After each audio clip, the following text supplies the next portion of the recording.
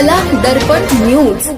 हिंदवी स्वराज्य व्हावे हीच श्रींची इच्छा या प्रेरणादायी विचारातून सुरू झालेला जगातील एकमेव ऐतिहासिक श्रीमंत श्री छत्रपती शिवाजी महाराज पादुका पालखी सोहळा यंदाही मोठ्या भक्तिभावाने आणि उत्साहात पार पडत आहे. या पार्श्वभूमीवर बुधवार 29 जुलै रोजी पालखीचे हुपरी येथे आगमन होणार असून श्री अंबाबाई मंदिरात पालखीचा भव्य मुक्काम होणार आहे. या आगमनानिमित्त हुपरी शहरात धार्मिक, सांस्कृतिक आणि भक्तिमय वातावरण निर्माण झालं. या ऐतिहासिक पालखी सोहळ्याची सुरुवात 24 जून रोजी श्री शिवजन्मभूमी शिवनेरी येथून झाली. त्यानंतर 26 जून रोजी पालखी शौर्यभूमी दुर्गेश्वर श्री रायगडावर दाखल झाली.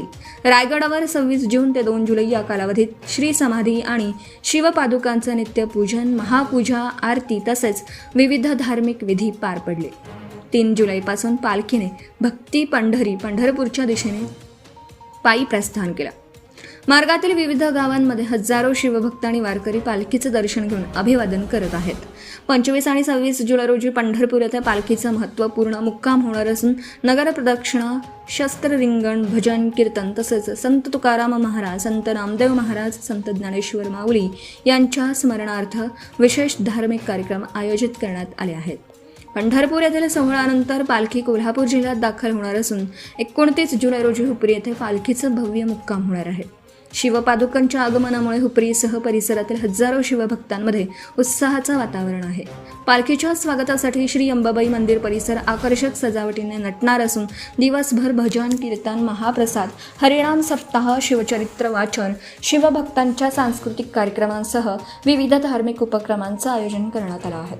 शिवभक्त, वारकरी आणि नागरिक मोठ्या संख्येने या सोहळ्यात सहभागी होणार असल्याची माहिती आयोजकांनी दिली. हुपरीतील मुक्कामानंतर पालखी श्री पन्हाळगड ते पावनखिंड मार्गे परतीच्या प्रवासाला निघणार आहे. 9 ऑगस्ट रोजी पालखी पुन्हा श्री शिवनेरी येथे पोहोचेल.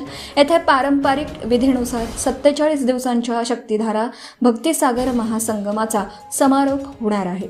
या संपूर्ण पालखी सोहळ्यामुळे शिवभक्ती आणि वारकरी परंपरेचा अद्वितीय संगम अनुभवण्याची संधी भाविकांना मिळणार आहे. आयोजकांनी हुपरी आणि परिसरातील सर्व शिवभक्त, वारकरी आणि नागरिकांना या ऐतिहासिक पालखी सोहळ्याचं दर्शन घेऊन पुण्यसंचय साधावा असं आवाहन केलं आहे. Subscribe now and press the bell icon. Never miss an update.